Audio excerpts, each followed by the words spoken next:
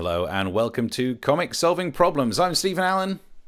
And I'm Eric McElroy. Good evening, everyone, and welcome to our first show of Series 5, which is now weekly on Wednesdays. Is it? And I know, this is it. This is today. This is the Wednesday. This is Series 5 of the show. And I know being on a Wednesday is going to make you think of the English proverb, Monday for wealth, Tuesday for health, Wednesday the best day of all, Thursday for crosses, Friday for losses, Saturday, no luck at all. I'm surprised you didn't say it with me, Steve. Did you make that up, or is there something that... No, I spent a good hour on the internet trying to find something that makes Wednesday special, and there was nothing. That is, until right now. Wednesdays are special, everyone. It's not just hump day anymore. We are your hump. I don't know if that's quite what I meant to say, but we're very excited to be here. So welcome to the show. If you are joining us on the YouTube, please get into the chat, because in between solving the 4 world problems that we will conquer in the show as still pretty much out of work comedians, we will be chatting with you in the chat, so you can keep up with us there. And when you do that, if you want to, you can also subscribe to the YouTube channel. We appreciate that very much. And if at some point during any of what you see, you think, wow, those guys clearly spent hours or even maybe a minute writing some jokes for this evening, I'm going to chuck them a Ko-fi. You can do that. We accept different currencies. We accept any currencies. We still have very few gigs in our diary, as we apparently are coming out of lockdown. But anyway, I'm sure we'll talk about that later. But thank you for joining us on our new night for our new weekly show, which is in its 5th series. Yeah, 5th series. Who would have thought when we started this we'd get this far? Literally no one. People watching it, us, any of the reviewers, no one thought we'd have got this far. Yeah, well, some of the reviewers, they wanted us to not get this far. Only reason we're still doing it is just to thumb our noses at people. That's right, those bastards. But we've got problems, we've got solving, and Steve, I think you're going to do it first. Yep, I wish to look at one of the problems that we should be sorting out, and this, I think, is just explained by the first headline. Queen's portrait removed after vote by Oxford University students. And I saw that headline and thought, I didn't realise that Freddie Mercury would upset that many people. Hey! It's not that, Queen.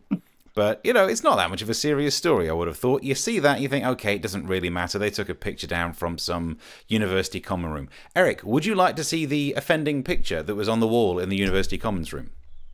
Is it appropriate for us to watch? Are we past the threshold of when we can see these sorts of things? Definitely after the watershed. So, all right, here it is. Okay.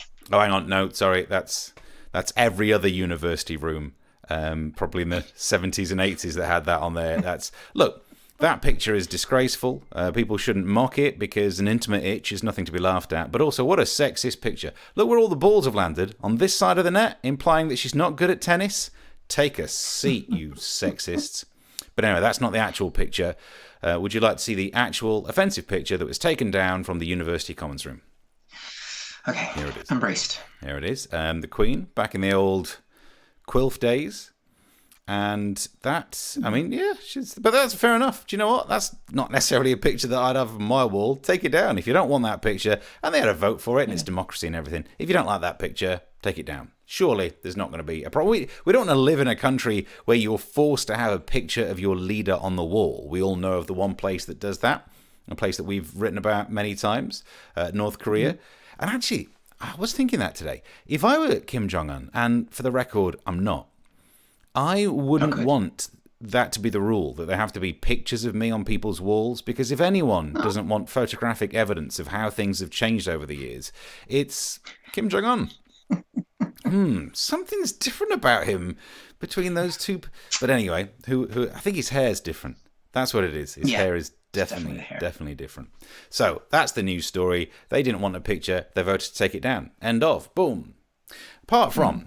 The reason that they gave for taking down this picture was that it was a symbol of recent colonial history, because it was a picture of the Queen. I mean, maybe, but no more than being in the UK is reminiscent of recent colonial history. If you're in Oxford, is it made more colonial by having a picture of the Queen on the wall.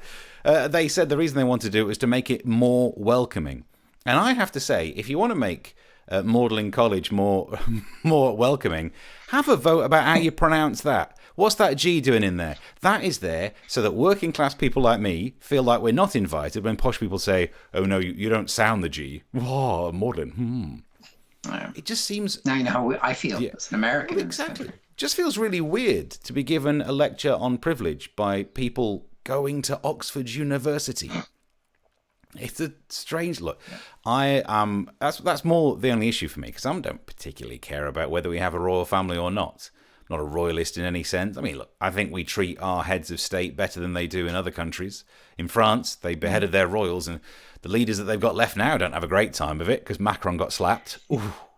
And it has to be said, now you can tell that mask now padded. But they just, it's a bit more stylish over there, isn't it? To slap a leader. It's got a bit of style. Over, like in America, your previous leaders, George W. Bush had a shoe thrown at him. Over here, we had John Prescott. He had an egg thrown at him. To be fair, he always looked like he enjoyed his food. But over in France, the slap, whoosh, nice. It's quite stylish and probably means he's been invited to a duel. We'll more on that story if and when it breaks. Yeah. But the thing that bothers me about it, and again, have a picture up or don't have a picture up, totally up to you. But I think your reasoning for it can be argued against, with one student saying that patriotism and colonialism are not really separable. Yeah, they are, because they're different. Yeah. Like today, Gareth Southgate wrote a letter that was patriotic. At no point in it did he decide to try and re-establish some colonies. They're different things. You can, like, let's do a football analogy. You can like a football team without wanting that football team to invade all the other football teams. Can you? Yeah, you could be a Luton Town supporter and think, I'd like to get some trophy in our cabinet by winning competitions, not by invading other people's football grounds, nicking what's in their cabinets and moving it into ours. They're totally separate. They're trying to set up a system where unless you hate this country, you are then guilty of an associated crime.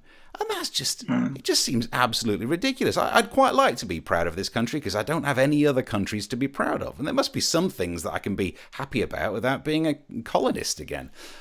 But before I get too upset, even in the notes of the meeting and the things the students have said, they are reasonable in the scope of how upset anyone should be. They've said, we are not capable of cancelling the Queen. And that's a really worthwhile point. It's just a picture. They're not banning the Queen from turning up. I'm sure she could still go there if she wanted to. I mean, she's not allowed to play cricket.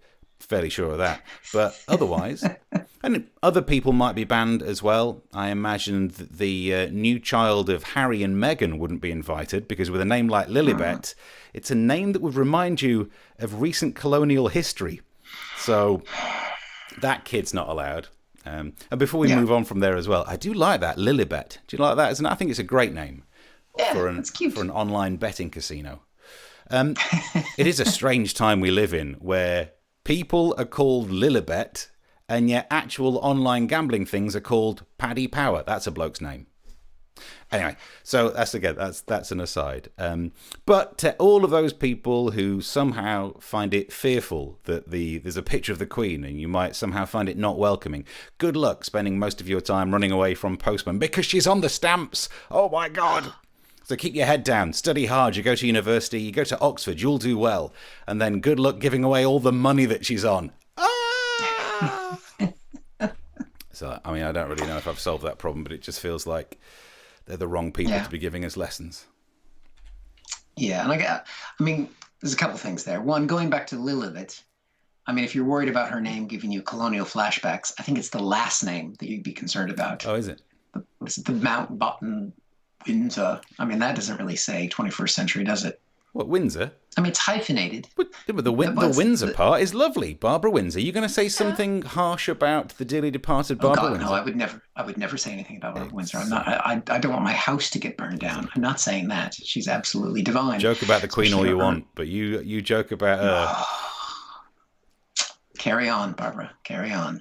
The other thing about being patriotic about a country, I too have a British passport, and so you said you don't have another country to be patriotic of.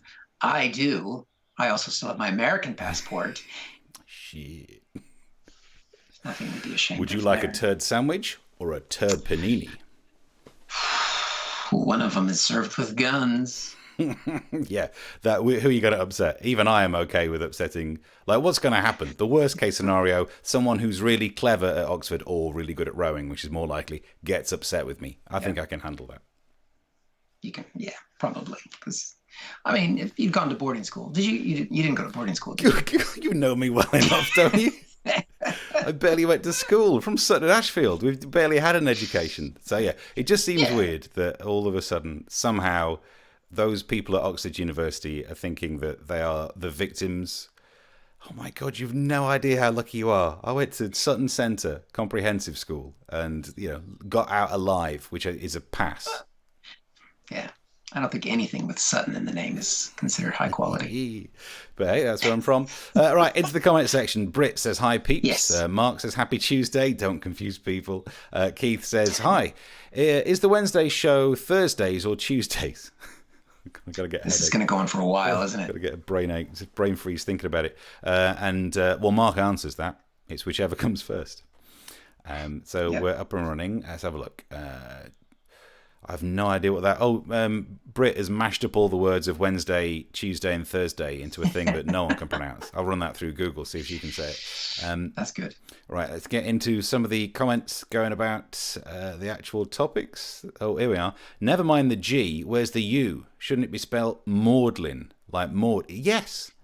And I'm sure posh people do this with words. They have a word that everyone can... We all know how to say it. You know how to say it? I could say that out loud. But they pronounce it differently so that we look stupid and they then know that we're not in their group. That's why we have Maudlin. That's why we have Ramsbotham. All of those things. That's why they're wonkers. Yes, they are indeed. Mark says, as long as you don't produce a turd foot long... Nice. Yep. Great hometown. Quarrydale, says Russell. You went to Quarrydale, did you? Sutton Centre, mate. They wore uniforms. That's how rough we were. We couldn't even have uniforms in Sutton Centre. You didn't have uniforms? No. They were lucky if we were dressed. Sutton Centre was like, after I left, so it's not my fault, like consistently the bottom of the league tables. It was... I've learned to fake it to sound like I didn't scrape through an education. Somehow, I've never understood how. Because I always thought it's because I wore glasses and that people would then think I was cleverer than I was, even though I'm not clever. Yeah. But then I got my eyes lasered. I thought, that's it now. Everyone's going to think I'm dumb. Some people still think I'm educated. Yeah, bizarre. But your family did call you what?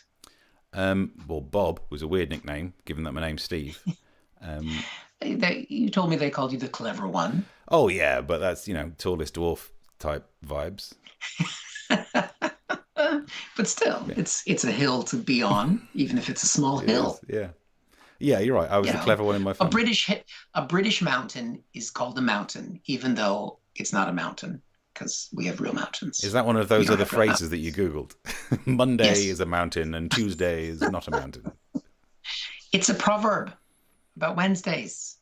Oh, is it? Never heard of it. Chris says, we have a local one, Trotter's Cliff. I used to live not too far away from Trotter's Cliff, little drive through Trotter's Cliff, although he says how to pronounce it, otherwise I'd make you have a crack at it. It's spelt Trotter's Cliff, but of course the posh people, Trosley. Were you going to Trosley? Yes. I know Trosley, yes. Flipping, yeah, bunch of... There's loads in Kent, though. Meerpham being pronounced Mepham, and Rootham is... whatever the hell that looks like when it's spelt down. Shibham. Oh, absolute mess. So, let's have a look.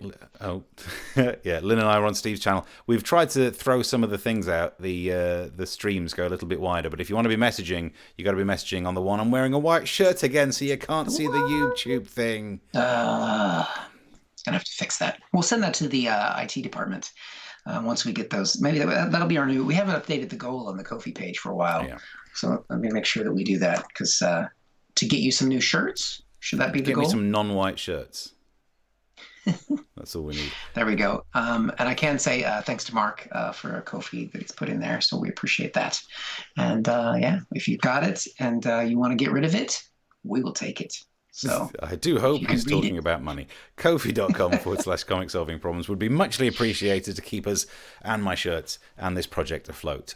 Meanwhile, with the next story on the go, Mr. Erich McElroy, let's take some of these things off screen. What problems you got?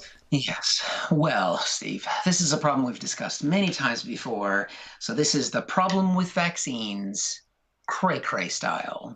Now, I want to be very clear before I talk about this problem.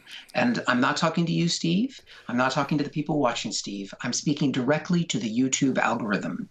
Both of us believe in the vaccine. Both of us believe in science. We are going to be talking about other people who are cuckoo for Crazy Puff. So please don't give us a strike. Again. We already have a warning. If we have a strike and we disappear from YouTube, it's because they didn't realize we were joking again. So this is about the crazy YouTube or crazy cray-cray vaccine people. This is coming from a debate in Ohio in the United States. So we already are on slippery slope here. It's about protecting people with the vaccine. And you're going to quickly see that there are some things that we need protection from, and it is from the people who are speaking. The first person we're going to meet is Dr. She's a doctor. I don't exactly know what of. Dr. Sherry Tenpenny. Here she is. Thinking, if you can think of any other product in any other industry that has killed more than 5,000 people stated in the VAERS database, and even if only half of those are true, 2,500 deaths in 6 months of use, and it's still full court press, full steam ahead. Okay, now that sounds pretty serious, that there's been some deaths reported in a database that could be linked to a potential vaccine. Again, remember, algorithm, we don't believe this. But the VAERS database is something that people just report from around the country. So anybody could go on and report whatever. It's unverified deaths. But it is a serious statement. And it's not the kind of thing that if there was a problem, we would want it to get fixed. We're taking the vaccines. I'm going to give it to my children. You might decide to give a vaccine to your cat. I don't know. I know they're new to your family and you're not sure about them. But let's see, where exactly is she? Is she learning about this? Is she certain about how it's related to the people of Ohio? For the record, if I've missed it here or there, of the 5.5 million Ohioans who have gotten the COVID-19 shot through today over the last 6 months, how many do you believe have been killed by that shot? Well, that's a very legitimate question to ask in this debate. Does she know how many people from Ohio have died? I don't know.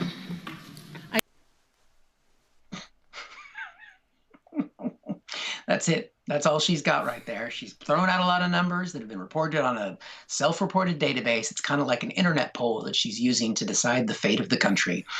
Now, you would wonder, Steve, she's a doctor. She's got some numbers. Where does she practice? Does she lecture at a particular university? Let's find out where, she puts these ideas forward. And some of the information that I think had been discussed on your podcast related to EMF frequencies. Okay, it's a podcast, right? I think you might remember when we had a radio show years ago and we interviewed some flat earthers and we asked them, so where is the evidence behind your flat earth beliefs? They're like, a video on YouTube. Which again, we don't believe in the flat earth thing either. Please, algorithm, for God's sakes, just let us pass. I shouldn't even mention all these things.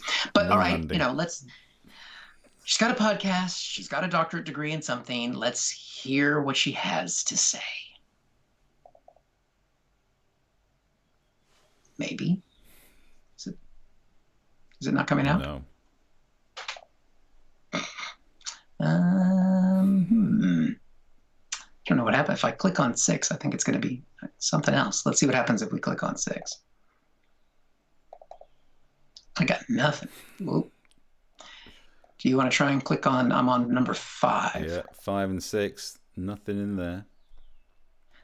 Huh. That's Just interesting. about to open your folder just so we can see. This is So what's happened now, guys, is, well, you check that. I'll just fill people in on what's happened. I think YouTube has stopped us in our tracks because what happens is I load the files and create the show and then send them to Steve. And but I believe that we put them in Dropbox. in the folder in Dropbox, you've got file 3, 4, 7, 8, 9. No 5 or 6. No 5 or 6. Okay. So Solved it. There's that's entertainment. odd. Put money in the Kofi for that. All right, so let's go on to. So where does it pick up again? Number 7. Number 7. So, okay. Well, number 7 is a good one. Basically, what we've missed out on is that she believes the vaccines are causing people to become magnetic, right? And then I cleverly had a picture of Magneto, who has taken advantage of this. But that's not just how it works for most people. He was exceptional because he was an early adopter of the vaccine. How does it work for the rest of us? They can put a key on their forehead, it sticks. They can put spoons and forks all over them and they can stick. Because now we think that there's a metal piece to that. I wonder how that works exactly. Let's just see here. Oh my God, I've been magnetized. You had the vaccine, and now that happens. This happened. It must be true. It's not because I licked the key and stuck it to my forehead and would just edit that out in the final cut On your podcast. of my podcast. Let me just see how long it. Okay, so she talks about the magnetic. She's got the evidence of the YouTube video with the key that they've licked, clearly. Here comes the 5G stuff. There's been people who've long suspected that there was some sort of an interface, yet to be defined, an interface between what's being injected in these shots and all of the 5G towers. And this is where it just gets ridiculous, Steve. We both had the vaccine. This whole 5G nonsense, it totally doesn't exist. There's no, I don't have any greater connection to the internet or anything else because of that. Oh my God, what is, can you hear that? What's happening?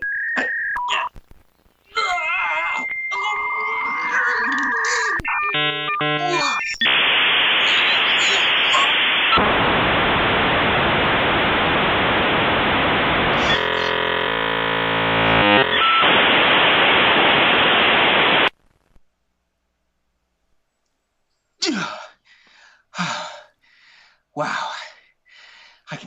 My Netflix is coming through a lot better now. Whew. Kids, that's how long it used to take us to get online.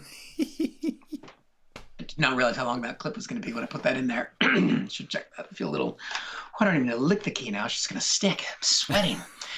That's what it is. I'm not magnetized. I'm just hot.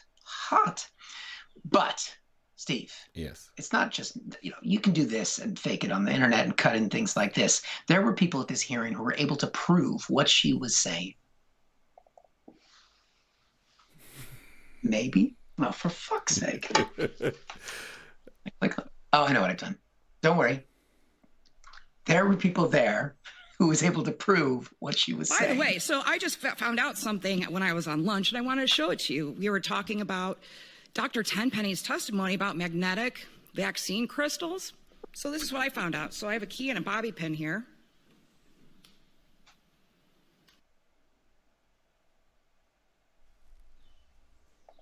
Oh, yeah. Boom, motherfucker. I can lean back and I can set a key.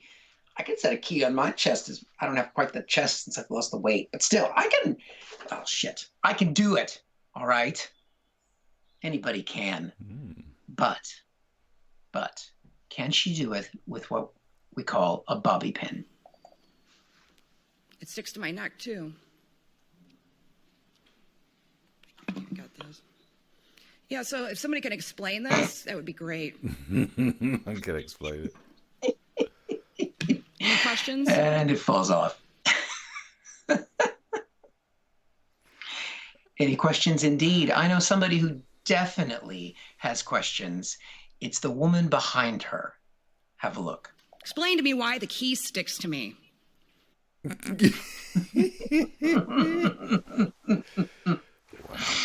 So we do need protection, Steve. It's from nut jobs like that. Yeah. God, we do, don't we? There we go. That is terrifying. Oh, Do you think they Absolutely. even understand anything about how magnetism works and the kind of magnetism that they're talking about? So not electromagnetism Yep. and the EM spectrums.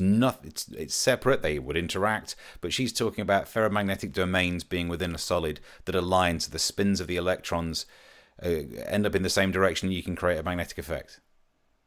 that's what they would have you believe, Steve. Yeah, because, But how do you know that? well, they learnt it. Yeah, but where? Not on YouTube. Where'd you learn The it? University of Birmingham, but not the University of Birmingham's YouTube page. And what did you have hanging up on the wall at the University of Birmingham? Picture of Pictures the Queen. Oh! No, it's the Queen playing tennis, scratching a bum. Actually, yeah, I do remember that now. That's fine. She was such a good tennis player. There's a service for you. Yeah, 20 love, something like that. Do they do 20 in tennis? I don't think they do. I don't. I just stayed focused on the poster. I didn't really pay attention to the score. I mean, look, that's one point with a woman who got the key to stick to a cleavage. You did it by licking the key. It just goes to show you can also do it by having someone else lick your cleavage. So it doesn't matter where the licking is, as long as they come together, you can get key cohesion. I mean, I'm sweating enough now. Let's see if I can get anything else to. That's too big. It's not gonna. What I hate about these conspiracy people is that the lack of ability to answer a question for them is proof. Can you tell me how it works? Then I must be right. Look at that. Oh my God. I'm magnetized to freedom. Well. Right. Let's have a look at the comments here. Normal services resumed. Catching up on there. Shows everyone a useful wall for us to smack our heads upon. I think they're talking about the wall. Chat to? Not sure which wall we're talking to there, Britt. Maybe it's just the wall in the background of the video, because that's where you need to smack your head because of what they were saying. Could be. Oh, geez, that lady is cray cray, says Shades of North Carolina, Canada. Doctor. Excuse me while I pull the fork out of my forehead. Strange this keeps happening post-vaccine, eh? It's incredible. You just got to hope you're surrounded by spoons all the time. Yeah. But then the spoons bend. Yeah, we could do some of that. Yeah. Imagine if you got that superpower. That'd be cool.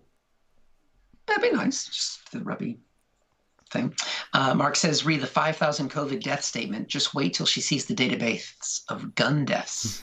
I was thinking that right at the start. A product that's been associated with up to 5,000 deaths. Yeah, I can think of another one. Yep. Yeah, but another one. Yeah.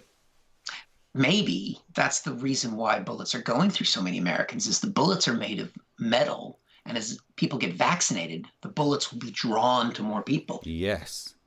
I mean, that's what it is. Again, as much as we don't believe it, if we just leave a gap so we can edit it and say, yeah, so that's why there's been an increase in gun deaths since people have been vaccinated, and then just put that clip on stupid social media and they'll love us. Yeah, they'll love us, and we'll get blamed. We'll get kicked off Twitter or YouTube. Chris Curling says the whistling sound in her case is her case plummeting to its natural conclusion. Chris Hood says, but Mark, guns don't kill people. And Mark says, you're right, Chris. It's the bullets. Yeah, it's the vaccine. Yeah. It's the vaccine. It depends on how fast the bullet's going. Yeah, because if you just take the bullet and bang it on your head, it might eventually explode. Sticks there. Yeah. Britt says anti-climax method could be when I didn't have the video come up. Flatties are oppressed, in my opinion. The flat earthers. Oh, the flat earthers, says iBucket. Are they, though? No, they're idiots. It's a global problem. Yeah. Bearberg says boomer. Chris Hood says magnetic interference, Eric. I think so. Yeah, clearly they found us out. Is the video where she's standing and breathing all at the same time? Multitasking's a bit much for her. Yeah. Said Chris Hood. Mark says, I had my second Oxford AstraZeneca vaccination today, feeling slightly rough, but other than that, okay. Are you feeling magnetic? Yeah, I was feeling drawn to you today, Mark. Don't be careful when you walk past the fridge, otherwise you'll just be on there forever. Just stuck there until it wears off and you need another one. Although if you're going to get stuck to something, the fridge would be a good place to be. Yeah. John McLaren says, LOL. I'll take that. I'll take that as one for us. Chris Curling says there's an interface missing between her and her grip on reality. Mark Randall says, dial-up fart. Did it look like I was farting? I said, let's put it in there. I think I did chart myself a little bit. iBoggett says, some people are magnetic all the time. You could probably stick a spoon to your collarbone if you tried. It's actually true. Yeah, but didn't they work out that those people who can stick spoons to them, it's clammy skin is the issue? Yeah. Bit of I think clam. so, especially if you're in Ohio. Mainly clam. That's the problem. I don't know. Mainly clam. That's what it is. They have the intelligence of a clam. Chris Hood recommends that Mark steers clear of iron tablets. Yes. Since he got his that Or vaccination. if you are magnetic, just just lie on your back in a swimming pool and see if you slowly turn around to face north. It's a good way to check. That would be the kind of science I could believe in. Britt says Magneto was the first person who had his vaccine injected into his bum. They opted for only arms after that. That explains his power. Bearberg says dial up for dial tones seems fitting. Yeah, it's true. And then now people are just talking. Where have you been? Where have you been, John? John's been around. We'll let them just catch up on that chat there. And here's a question for you, Mark. What you talked about remagnetism alignment? Oh, Mark, don't get him started on actual science, for fuck's sake. Is how MRI scans work by magnetizing the water inside you, then using a second magnet to wiggle them, thus making them visible for scanning. Well, the interesting thing about MRI, which magnetic resonance imaging, called that in the healthcare industry because actually you just use its scientific name, NMR, but people don't like the N of NMR. It's nuclear magnetic resonance. And because it had the word nuclear in it, people are like, I'm not going to go in there. Oh, we'll call it an MRI machine then instead. So the spin of the nucleus, this is not the same as the spin of an electron, though, but the spin of the nucleus, when you then create a radio field. No, the other way around. The magnetic field, but you inject radio waves, and that's enough energy because the spin states of the nuclei are quantized, that's the phrase. Of course they would be. Everything's quantized when you get down to that level. The photon of radio waves will be absorbed by the nuclei, and it changes its spin. When it's emitted, that's what you detect. It depends whether you're looking at it as, just to quote, do a bit of classic De Broglie, whether you're looking at it as a wave or looking at it as particles. For particles, that's how you'd explain it. Then there's also an issue with coupling. You have to decouple to actually get a sense of where the carbon atoms are and things. But yeah, it's basically what we're talking about. And yet somehow some crazy ass doctor who just spouts some rubbish. I've got a question I can't answer, so I must be right. That's on the internet, and I'm not. Well, I am, but nowhere near as successfully. Damn it. You know, the nice thing about listening to Dr. Tenpenny's podcast is she doesn't bother with all those details. You've just, actually learning how NMR works. Yeah. Learning about magnetism means that somehow I'm an idiot who's going to be patronized by crazy people on TikTok. Why don't you go and learn? God, I get so much of that. Why don't you just go and find out about magnetism, actually? You just go find out about it. I got this magic kit I could show you. Right, we'll do a couple more of these and then we'll move on to our next story. iBucket says explains the rise in knife crime. Fair enough. That's very good. Shades of North Canada. Regarding spoons, I haven't spooned in a long time. Oh. Well, get your second vaccine. That'll sort that out. Mark says, to be honest, my metal-framed glasses won't come off. Steve off on one. Anyone for a brew, says Chris Curley. You could probably make it boil by the time. Well, it depends whether it will boil quickly or not, which is based on air pressure as well as temperature. Because the boiling point is a function of both. All right, two more, and then we'll move on before you tell us more science. Time to run head first into a wall again, LOL, says Britt. And Mark Randall says not Mark again. The initial magnetic causes all the water molecules to point in the same direction, the swimming pool in reverse. So don't lie in a swimming pool to see if you're a magnet. There we go. And John says they taught that at Sutton. No, well, they didn't even teach us how to use who and whom at Sutton. I left that school not really being able to do much. They taught that. I didn't even trust you to wear a uniform. Yeah, I couldn't tie a tie when I left school, honestly. I think we're caught up. If you're enjoying that, and if you want Steve to stop telling us about science, give us a call. And that's what the next topic is. Sorry, strap in. The next problem is, I just thought we should do a bit of an update on how we're being impacted by COVID. This show kind of came out of COVID, so we should, give it lip service every so often. So, bad news. UK COVID cases soared by 74% in the last week. We've had the highest daily jump since February. And in some of the small print there, Professor Neil Ferguson says that there's a chance of a substantial third wave. And I think we have to be honest. Waves seem to be like sequels. Like the first one was impressive, the second one's annoying, and the third one is just done to make money for big corporations. And you're right, I should point out I'm kidding. I'm not saying the third wave is some sort of fake conspiracy, because every time I talk, I think it's worse when I do the pretend conspiracy stuff. And YouTube takes off our videos because they think I'm actually some conspiracy nut because I have a sarcastic voice. I think it's as simple as that. And actually, it's not just when I'm talking about conspiracies. I sound sarcastic all the while. It causes problems. Do you take this woman to have and hold? I do. What? What's wrong with that? So it's a difficult setup, but look, the conspiracies are part of the problem. One of the reasons why people are being hospitalized with this Delta wave that we're getting in the UK is because they've not had both shots. Have there been enough pressure for people to get shots? Some people are saying no because of conspiracies. A little update on some conspiracy theories. There's a new Bill Gates conspiracy theory going around on, what's that, Facebook? What? Well, it must be true if it's on your Facebook. I don't really know what the new Bill Gates one is. What, after the divorce, his wife's going to get half of the controller chips, or she's going to be in charge of us in the week and he gets to be in charge of us every other weekend, and all he can do is just like send us to the zoo. So I'm not really sure how that one works. One of my favourite ones that I argue with people a lot about is it's not a vaccine, actually. You should learn something, Steve. It's not a vaccine, it's gene therapy. It's not. No, that's not what's happening at all. And the annoying thing is, the reason they think that is based on truth. They've just misunderstood the science. And I'd take that lesson from people so much more if they weren't clearly the kind who are sitting around in front of their keyboards at home with their drink that's got artificial sweetener in and the cigarette and going, I'm not having that muck in my body. It changes the DNA. Oh, fetch me pie. I'm not having that muck in me. Like, I would only take that lesson from someone who was so clean living that they'd probably buy things from Goop. And even then, some of the people who buy things from Goop put a jade egg up the foof. So unless you wipe that down first, don't be teaching anyone about it. They misunderstand.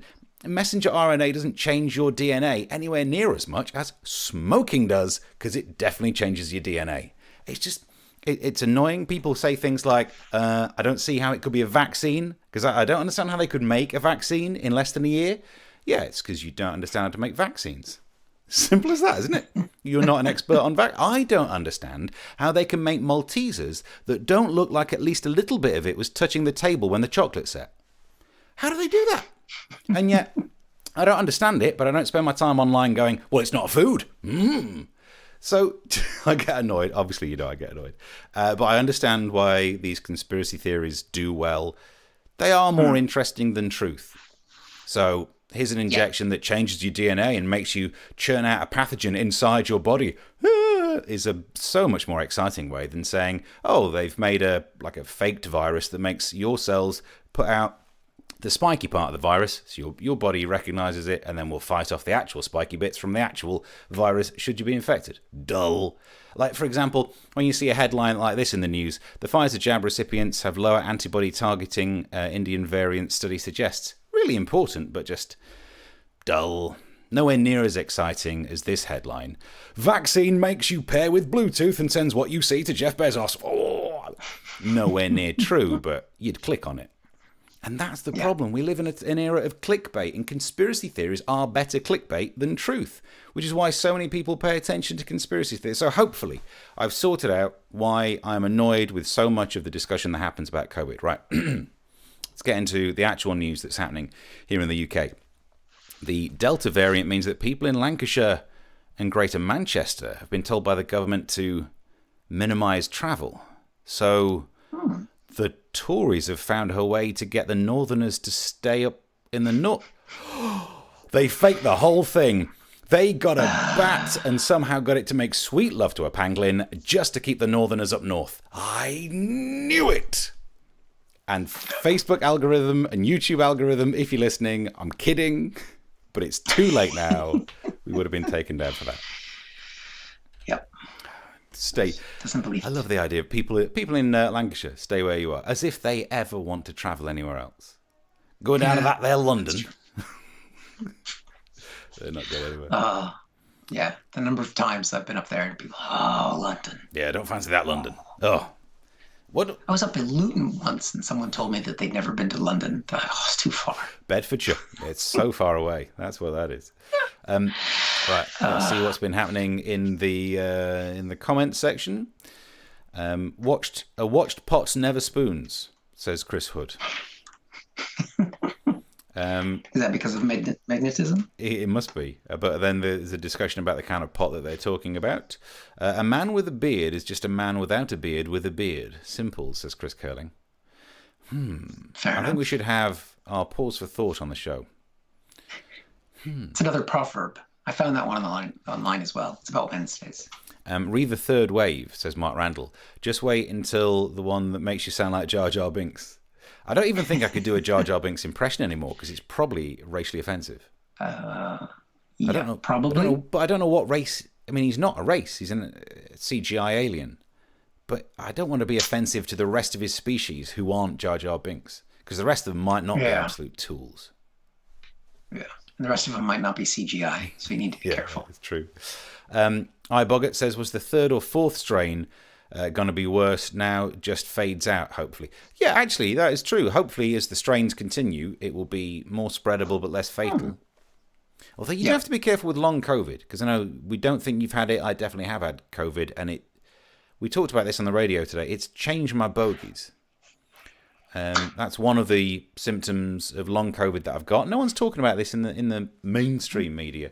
It's made my bogies so much harder that it's problematic. Sure, you're just not drinking enough water. I'm drinking plenty of water. My snot is like glue. My bogies are like some form of set resin, and I pierce the delicate inside of my nasal passages every time I do an impression of Samantha from Bewitched. So no one's talking about this. I get in trouble for eating a banana, and you've just now spent 30 seconds talking about your bogies. My post-COVID bogies. It's a very important difference. Well, as long as you don't eat them, I suppose. You wouldn't be able to get through them. No, not at all. You have to soak them like some sort of weird bean. Bayerberg, shots are not popular because everyone is all about those stabbings. Badum tish, says Bayerberg. Thank you. After all the times that Bayerberg has been in the chat saying this is a show that I need to write jokes for, it's great that we saw an example of one of your jokes. We'll get back to you. We'll get back to you on that. Damn. This is revenge is best served cold. Like 2 months ago, he made that comment about need to write jokes for us, and it's just waiting in there. Steve has been talking about that off camera for a while. I think the next Kofi goal should be a new soapbox for Steve to get on. Don't trust the soap manufacturers, Big Pharma. What are Maltesers still a thing? They are, but how do they make them? Like if you had a honeycomb center, you can make that circular. I have no idea how. You could chisel it, I don't know. And then you coat it in chocolate. You can't hold it. There are no little bits where pins have stuck in it. How is there not a flat side where it's been resting on a tray? That's just the way they're born. I think we've got to the bottom of the biggest controversy out there. Flat Earth, no one cares. I don't care if the planet's a sphere. How are Maltesers a sphere? Well, maybe those aliens that they've been seeing in the U.S., those unidentified flying objects, the aliens come down and they make them. They poo out Maltesers? Yeah. Fits. Mark, that's an alien chocolate bucket. I can't disprove it, so therefore it must be true, using the logic of the conspiracy theorists. Go down to that there London. Is there rugby league on? Says Mark Randall. That there London. Are pangolins covered in chocolate the same as a crunchy? iBoggett says no, that's armadillos, to Chris's comment. Brit, each viral wave is worse like films. Let's hope we don't get carry on COVID. Are you having a go at Dame Barbara Windsor? How very dare you, Brit? Yeah, I won't even touch that. We've learned that is the third rail. Third rail. Armadillos, I thought they were a Turkish delight, says Mark Randall. Bayerberg, more spreadable but less fatal. I should call her. I mean, you're a twofer. I'm loving it.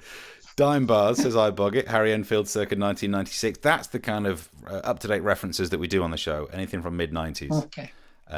Although Bayerberg gave us a touche, so speaking French, I got no idea what that's about. But thanks for that. Yeah, slap him in the face. Yeah. Touché. Macron. Down with Macronia.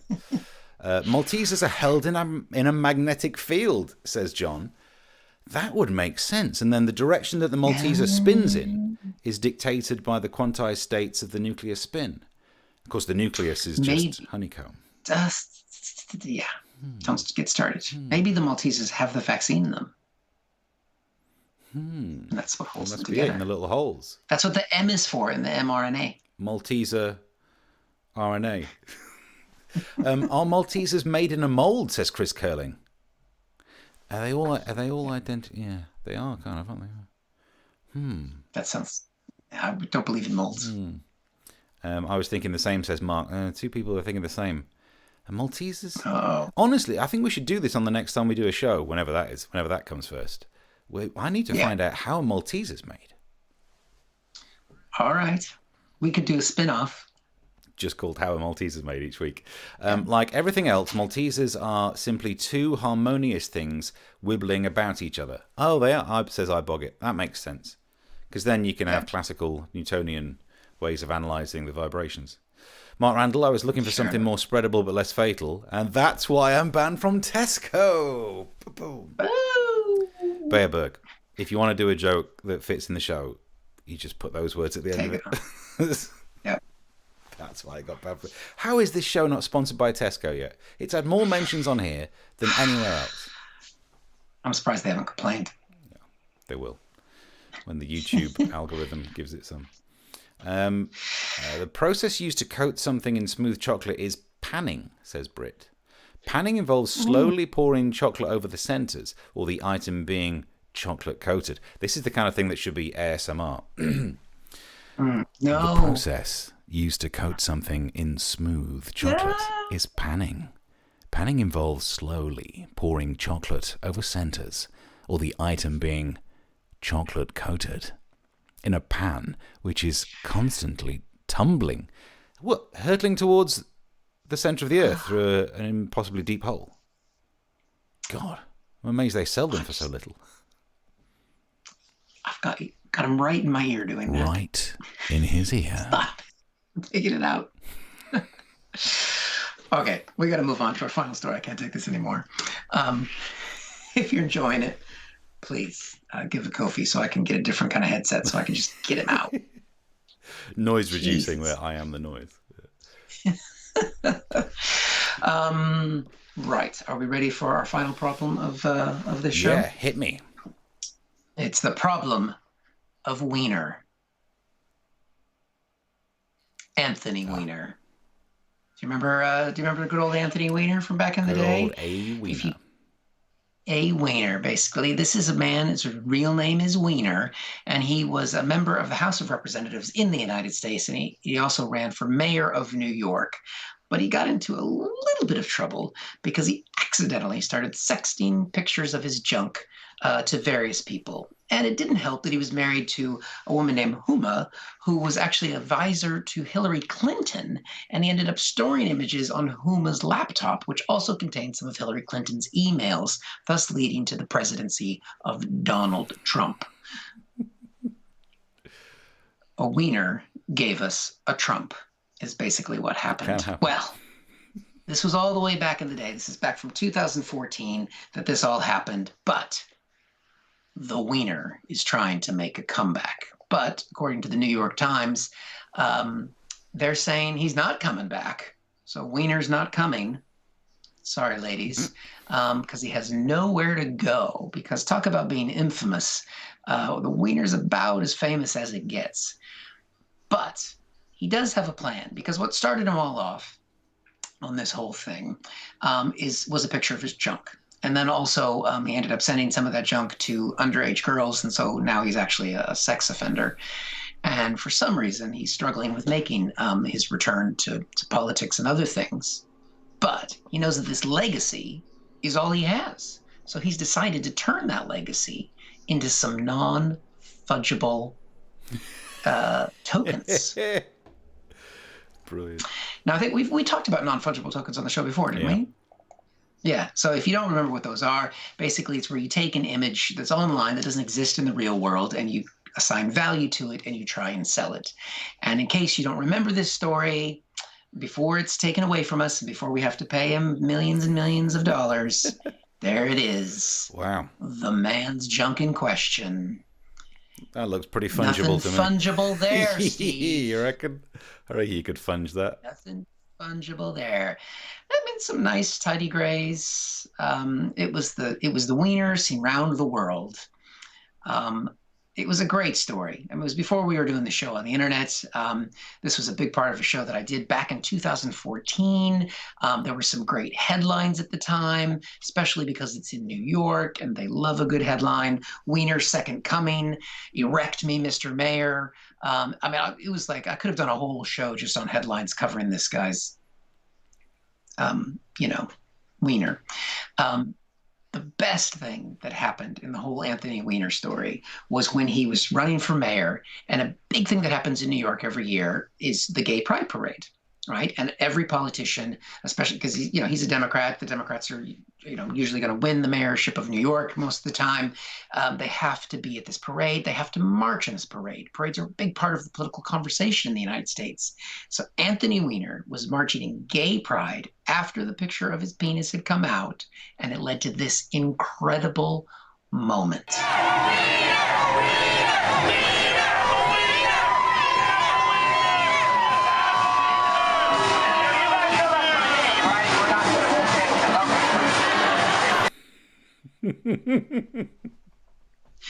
Imagine the moment where you're standing there and you think you're going to be mayor of New York and people are shouting your name and you're not sure if they support you or if they just love cock. Yeah. It's terrible. But I wanted him to win before it ended up him being a sex offender, because if he had won and become mayor of New York, they would have gotten to change one of those iconic staples of the city to this. Which, there you go. That'd have been good. I think it looks nice. I think it's good. And 2014. 2014, I made that image, Steve. Don't say we don't My prep Photoshop for this. skill. That's right. We've been writing for this show for the last 7 years without even realizing it. I mean, and that's when Photoshop was difficult to use. It was a pirated version. I didn't have Canva back then to make this shit, crank it out. It was not easy. It was hard. Oh, dear. It took me a good half hour to try and find that show. I still have all the notes from it. So it was my worst show. It got 2 stars. Everyone hated it. But still, that bit was good. They got 2 stars, but please give us some money on Ko-fi for this. Same material. You just saw that part of the show, which was in the first 3 minutes, was the best part of the hour. Yeah. All the reviews said it was all downhill after the first 3 minutes. After that, I mean, come on, look at that again, just because it'll never get used again. Where's it gone? Look at that. Because it looks like a cock with balls. That's the whole thing. It's taken the heart. Oh, I see it now. And it's a cock and It only balls. took 7 years. Oh, I see what. Oh, yeah. Because it's not Mickey Mouse, which is what one reviewer said. Reviewers shouldn't be allowed. We need to stop caring about reviewers because they never get it right. It's up to the audience. Never get it right. Right. Some final comments before we go. Like a cement mixer. I'm not sure what. So this. I think we're back to the chocolate. I think we're talking about the panning system. Sorry, panning. Right. And that's big. So it's like I think someone else said like a tumble dryer. So you put the balls of the nuclei of the Maltesers in like a tumble dryer of I'm going to try it. I got a tumble dryer. I got chocolate. I got nothing else to do. Let's give it a go. That's not a bad idea. Try it. Go for it. iBucket says, LOL, they just proved that ether, so God won't be long away. Ether? A-E-T-H-E-R? I missed with that one. I was going to leave you to do these ones. I know. I don't know. I'm not quite sure. Oh, no idea. No idea. Sorry, iBucket, we lost you there. Or the great prophet Zargon, Hitchhiker's Guide to the Galaxy reference, which is not something Steve and I are really au fait on. You better do Star How does one funge? Have you never funged, iBucket? You should funge. No? Okay. Chris Hood says he mostly does it alone. iBucket replies, hee. Chris Carlin says, I funged once, and that's why I'm banned from Tesco. Oh! Twice. 2 times. Bayerberg, you could have got in there with that joke. That one was waiting. Don't dilly-dally with a Tesco joke, because someone will claim it. All of this conversation about funge has nothing to do with the Anthony Weiner story, does it? I don't Fungible. know I don't know what a funge. Fungible tokens. Oh, yeah, there we go. Non-fungible. It was your bit. You forgot what it's about. Forgot what it's about. I got so excited that all the slides worked. Superdrug sells creams to deal with funging. Oh, yeah. Little's fine. Good. Yeah, Little so far good. and they have fungible aisle. They have a funge aisle in Waitrose. And Mark Randall says a finger of funge is just enough to give a kid a treat. And that is how you get yourself on the same register as Anthony Weiner. Anthony Weiner. Here we go. Because I was thinking non-fungible, and this is funge. That's what It's the confused opposite, me. isn't it? Yeah. Yeah, opposite. I've got some fungible assets, not non-fungible. Mine are all fungible, and they're all available on Ko-fi. Chris Hood, did you see Chris Hood's tagline? I did not. Where's Chris Hood's tagline? Which was, I funged once, the original joke, I funged once and got banned, and that's why I'm banned from Tesco's. And then Chris Hood said, also frowned upon in Aldi. Oops, I clicked on the... Oh, I thought you were showing us your non-fungible token. Because that's I clicked on the wrong if mouse. someone wants to buy that, I mean, it's not up to me to sell, it's your non-fungible token, but that's exactly the kind of thing. That's been shown in Edinburgh when we used to do our topical comedy shows, in Waterloo, in London, in England's London, in England's London. So, you know, if you're American, you might want to buy that because they like London. Should we take, what do you think that's worth right there? 3 pence. No, it must be worth more. It's got to be, it's a unique, it's a take on an iconic symbol. We could, I don't know if we could get away with putting that in our eventual shop for merchandise. I can see us getting sued by the owner of the copyright for the original. They never find out. Yeah, we'll never be popular enough for them to find out.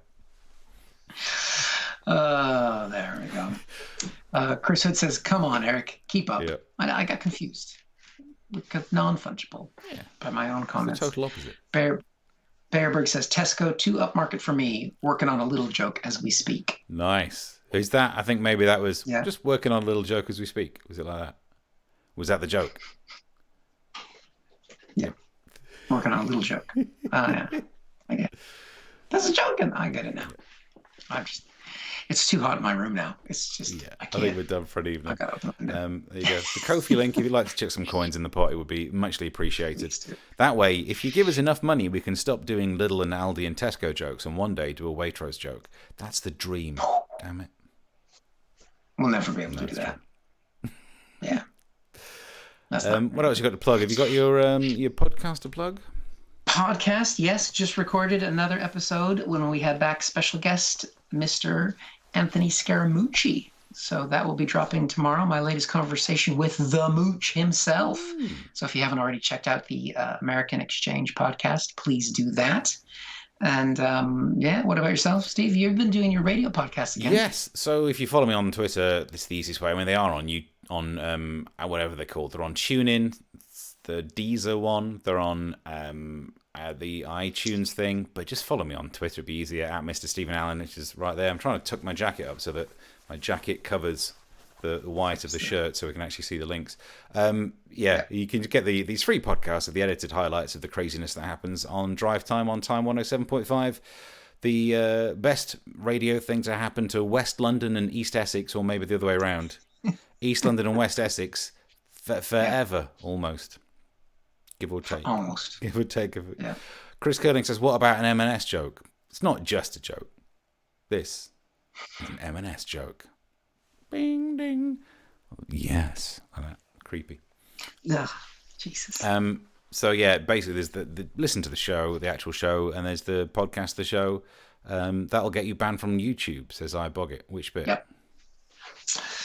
Probably all of this. The whole show. But yes, we will now be on Wednesdays for a good while. That's the plan. And still at 9:30. I know maybe someday we can go back a little bit earlier again, but we'll be Wednesdays at 9:30.